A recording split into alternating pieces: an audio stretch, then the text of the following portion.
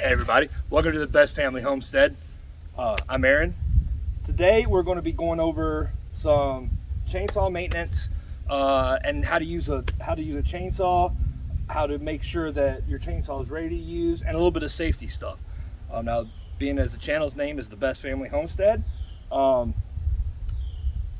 everything I'm going to be going over is going to be stuff you'll use if you start a homestead or are interested in starting a homestead. So, my water is spilled here. This is probably one of the most important, most used tools on any modern homestead. Bar none, most versatile.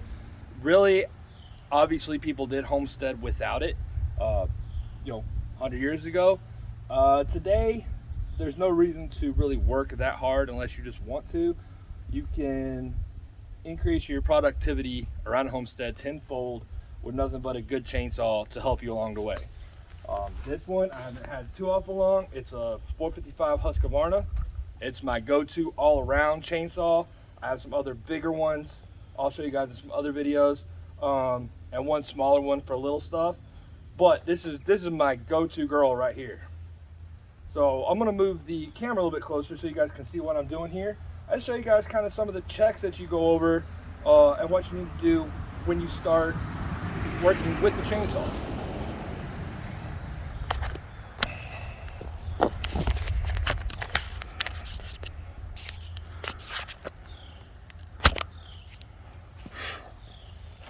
Alright, so I've got my chainsaw here. First thing, one of the first things I almost always check is I take my chainsaw tool here, so you can see a little bit better there. There we go. This will come with your chainsaw, or if you're like me, you have 100 of them, because it's something that always manages to go somewhere else. All right, so I've got my gasoline. Now especially my chainsaws, they're kind of like my children. I buy pre-mixed fuel instead of mixing it myself. I guess a lot of that's just laziness. I guess part of the time, everything else except for my chainsaw, I pre-mix. For the chainsaws, I just like babying them and taking care of it. So my Husky calls for 50-50 or 50-1 oil to gas ratio. All right, we're going to check our bar oil. Now your bar oil is super important. If you never use a chainsaw and you're not sure bar oil, what is that? Bar oil is basically the lubricant that's going to keep your chain from overheating. If you think about this chain, this saw is spinning, actually, you know what? I'm not even 100% sure. The RPMs on this blade, but I know it's right around 1,000. So when you have a blade spinning that many RPMs cutting wood, you're going to build up heat from friction.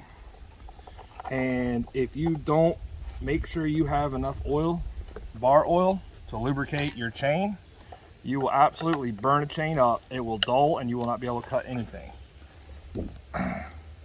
So this bar oil, all it does is it comes out. This is an auto oiler. It does it on its own. All it does is squirts oil right here on the chain. So it's constantly putting fresh lubrication on the chain. All right, so I've checked my gas, I've checked my oil. Next thing I'm gonna do is check my chain tension. You can see my chain tension is a little bit loose. I don't like running my chains that loose. So again, taking a chainsaw tool, I'm gonna loosen these bolts right here, just a little bit. And most chainsaws are generally about the same in how you do this. There might be a couple little differences. All right, you see there's a little screw right here. And you see as I turn that screw, that chain just starts getting tighter. Yeah, that's about where I like my chain. I like to snap back a little bit. Tighten the chain back. All right. Now this right here is one of the really keys to keeping a good chainsaw. I had a little bit of dirt when I was helping Robert from Watch Your Step over at the old bird farm, so I dulled this chain a little bit.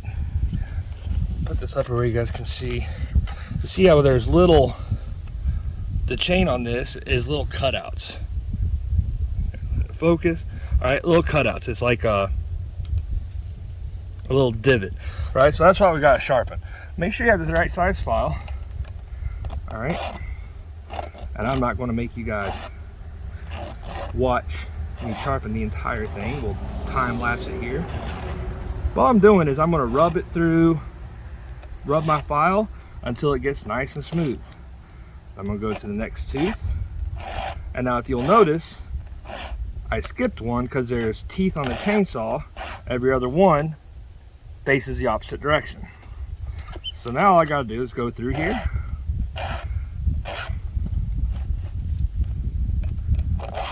sharpen all my teeth.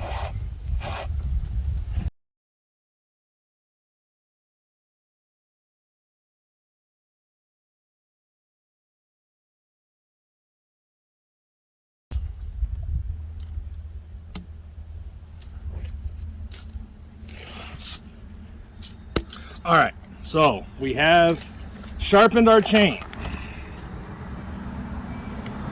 Now, one thing I should have said before, keep in mind, you want to run this file at the same angle and the same upward angle and backwards angle that your tooth is already cut at. That's all there is to it. All right, just run that file up through there till everything's nice and smooth. This one took a minute. Like I said, I'd hit some dirt. Probably need to spend a little bit more time on it, get it all cleaned up. But I think it's going to cut, so we're going to set up right now and get it to start getting to a little bit of safety and cutting with the saw. All right, guys. So we went over some of our basic safety or our basic maintenance as far as sharpening the chain, checking your bar oil, checking your gas. Now we're going to go over some basic safety with a chainsaw, okay? Hey, if you use a chainsaw a lot, you know what you're talking about. I don't know, don't worry about it. But if you've never used one or you think you might use one, pay attention because this could make a lot of difference. All right, so chainsaw safety 101. This spins really, really, really fast. If this touches your skin, it is going to remove whatever skin, bone, or body part this touches. All right, so one of the things you want to check when you pick up a chainsaw, especially if it's one you've never used, you're not sure if it works, is the chain brake. All right, you can hear that click. What that's going to do is, say I'm here and I'm sawing and I hit something, or I trip and fall, or a knot and this saw kicks back, that's going to buck. And it's going to hit my wrist right there, and it's going to stop this chain. We're going to check that in just a second just to make sure it works. All right. Glasses, always eye pro, good eye protection. If I can't use a chainsaw and have a homestead if I can't see. If you're going to run the chainsaw for more than just a couple seconds, make sure to wear your ear pro because it's loud. I'm bad sometimes to forget. I'm also half deaf. I want to preserve what little hearing I have, so I try to remember my hearing protection. Never try and do anything off balance or where you can't have a good grip on a chainsaw. Like if you're trying to cut up like this, or get a ladder, get some kind of stool or something. I never try and cut in an off balance position, because again, if you fall on this chainsaw when this thing is spinning at 1,000 RPMs, it's going to do some pretty serious damage. So now we're going to start it up. What I'm going to do is I'm going to start it up. I'm going to hit the chain brake, let you see how that chain brake works and stops that chain. I'll reset my chain brake, and then we're going to check and make sure that our chain is nice and sharp.